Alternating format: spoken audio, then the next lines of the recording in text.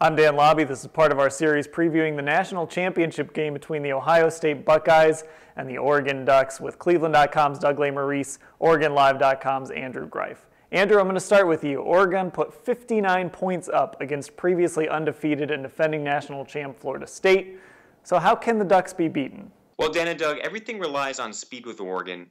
So the best thing I can give advice for the Ohio State Buckeyes how to beat the Ducks is basically slow them down. The Florida State Seminoles couldn't keep up with the pace in the second half. The first half, it was fine. They were able to control the ball a little bit, run the ball with Dalvin Cook, and you saw Oregon's defense getting beat up a little bit in between basically the outside linebackers. They were running it right at the middle and keeping this steady pace on offense, the Seminoles were. But once they started turning it over and Oregon started going kind of at this hyper speed, I mean, their pace on offense was as fast as I've seen it all season. That left the Seminoles no chance in my book.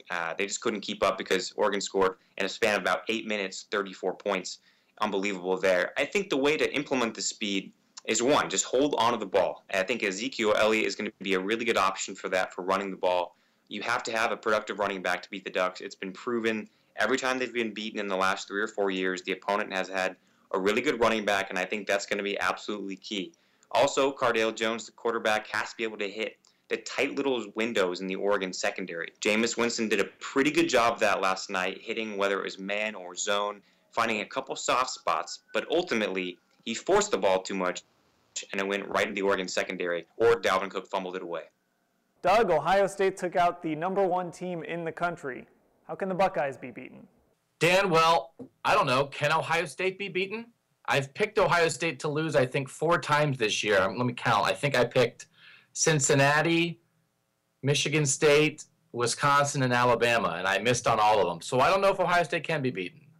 I mean, obviously they can, but they're playing very well right now. The thing that we don't know about is how they're going to deal with Marcus Mariota, and I think that's what everybody who plays Oregon says. But coming into this game against Alabama, the Ohio State defense talked about that they had not faced a dual-threat quarterback like Blake Sims, the Alabama quarterback, who was a guy who can move around, does not have a ton of rushing yards, but has enough athleticism and ability with his feet to keep plays alive. And so they were concerned about that. And you could see at times that they didn't want to rush him too much and get after him in the pocket and give him a chance to get away. They wanted to sort of, pen him in.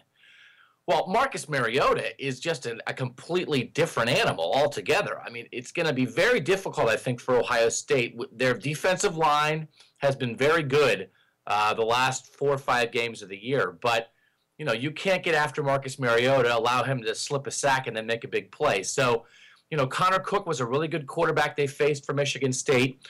But really, the Big Ten is not a place for great quarterback play. And so now they are playing the Heisman Trophy winner, a guy who can throw it, a guy who can run it. I think athletically Ohio State can keep up. I think, it's going to be a high-scoring game. I think Ohio State's offense, if it could score in Alabama, will be able to score on Oregon.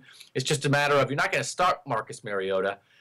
Can you contain him enough to allow Ohio State's offense to try to win this thing? So that's a challenge they have not faced. They're not going to be the only team in the country that said that this year. Marcus Mariota is unique.